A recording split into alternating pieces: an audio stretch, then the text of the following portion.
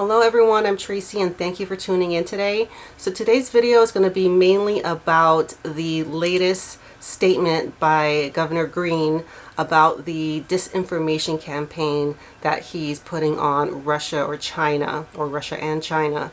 So I'm going to go through some of the things he's considering disinformation and try to debunk some of those things with facts and documents, and then go into a little about the contaminated water problem that the citizens of Lahaina and surrounding areas, the area of Kula, is experiencing.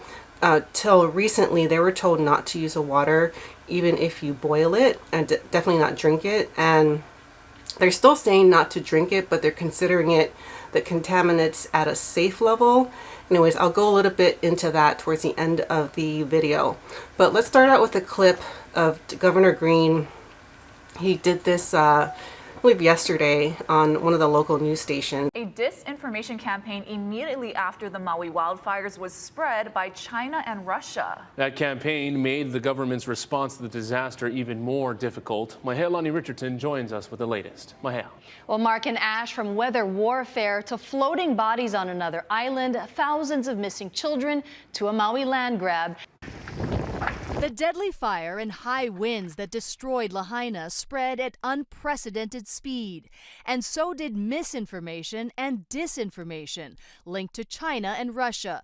These are the false online rumors found by researchers at the University of Maryland. When you start talking about laser beams and heat rays coming from space that would take out people in Maui, come on, let's get real. Governor Greene said on HNN Spotlight Now he'll take disinformation concerns to the president. They used that to sow discontent and doubt, suggesting to our own social media types that there were thousands of children gone. So some of the things he's considering that he mentioned as disinformation is that the fires started by lasers. Now, you know what, before I go there, I should probably, for the record, let you all know that I am not I'm not part of any kind of disinformation campaign, domestic or abroad. I don't have ties with the Chinese or Russian government, never been to those countries.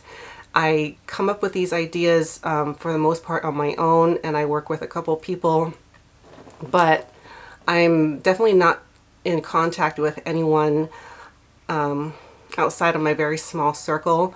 So just for the record, I don't think you guys think that, but I'm definitely not part of this disinformation campaign. So he talks about the lasers, the bodies washing ashore, and the thousands of missing children that he thinks is part of this. Sure. Okay, so first let me start with this one. This is a topic I'm kind of staying away from just because I don't have a solid background in how laser technology, direct energy weapons, and things like that, microwave technology, I don't have that background.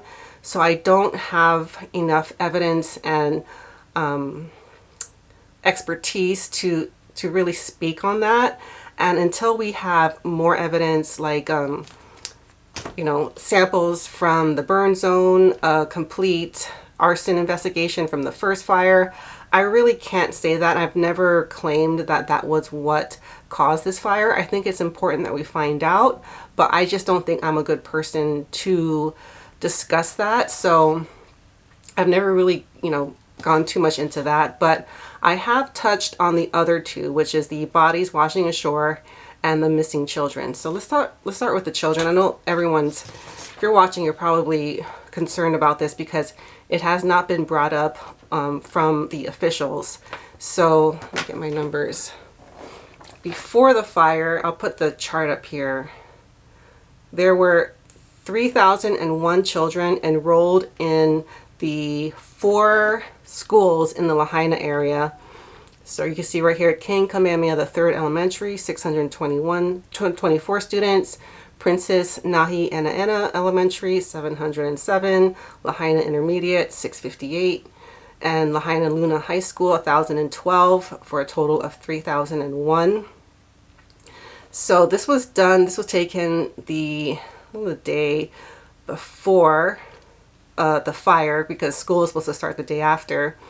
And here I'll put a chart up, and this is directly from the Department of Education in Hawaii's website. You can't find it anymore, but luckily someone saved it for me. So you can see here in this one, this was done on the 21st of August, so about 12 days after the fire. We could see here number of students re-enrolled in other public schools, 538, and students who have enrolled in state distance learning, 438, and that comes up with a difference of 2,025.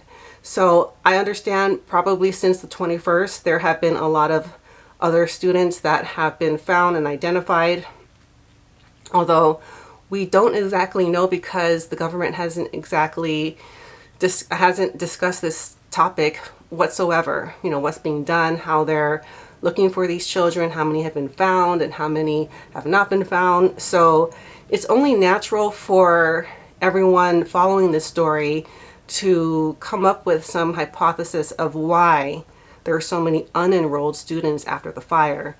So that does come up to 2,025. That's over 2,000.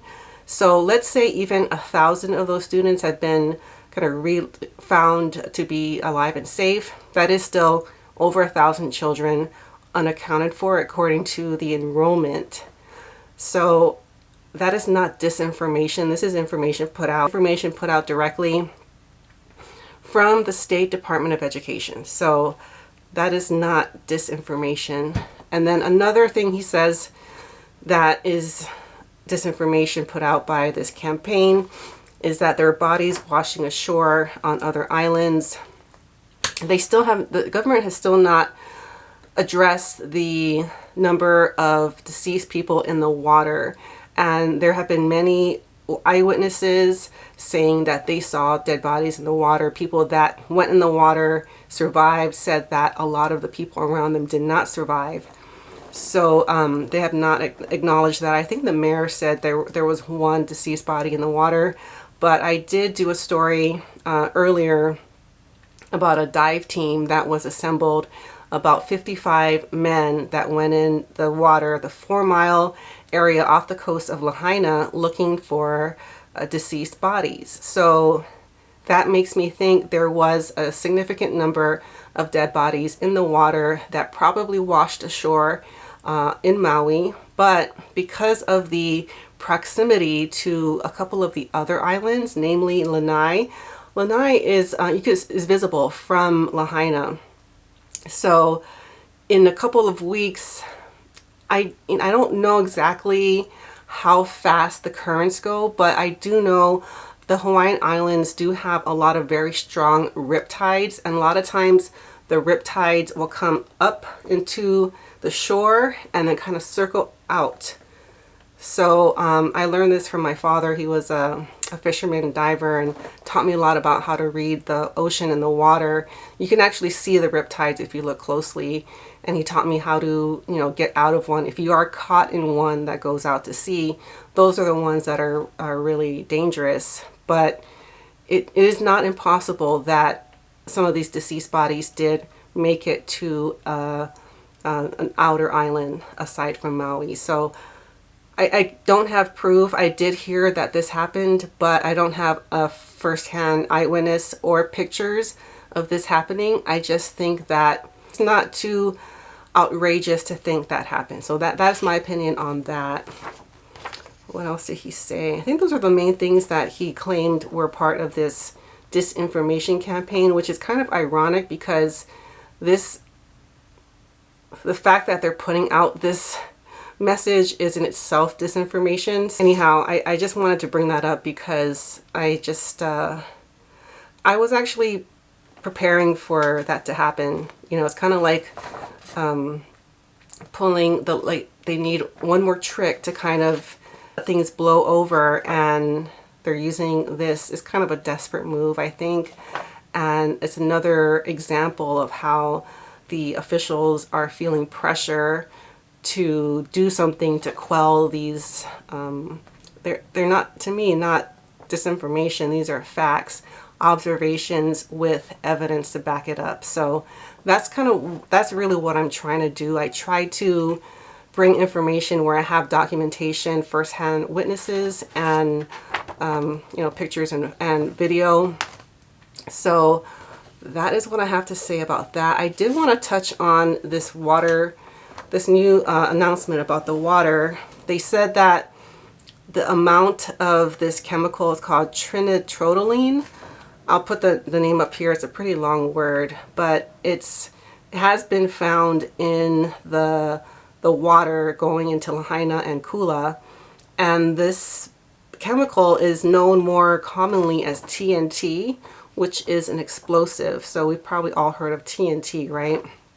It's an explosive used by the military in artillery shells, grenades, and airborne bombs. TNT may be found in old artillery shells that washed up or dredged up on beaches.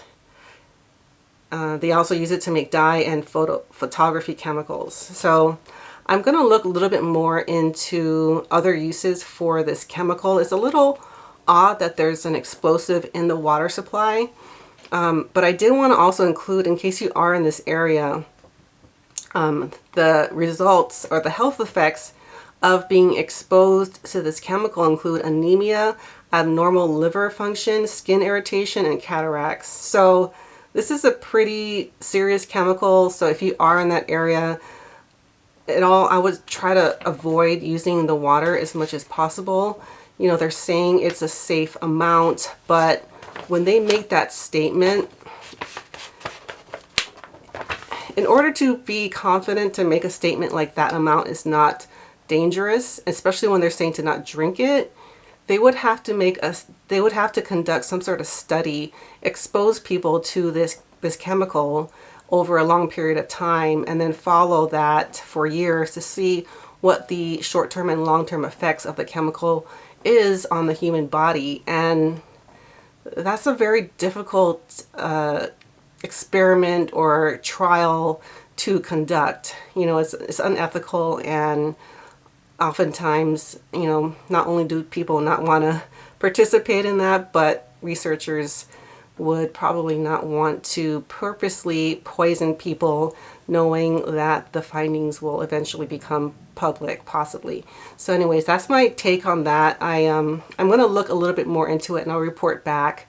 But that's going to do it for today. Thank you guys so much for watching, and I'll see you all soon. Bye.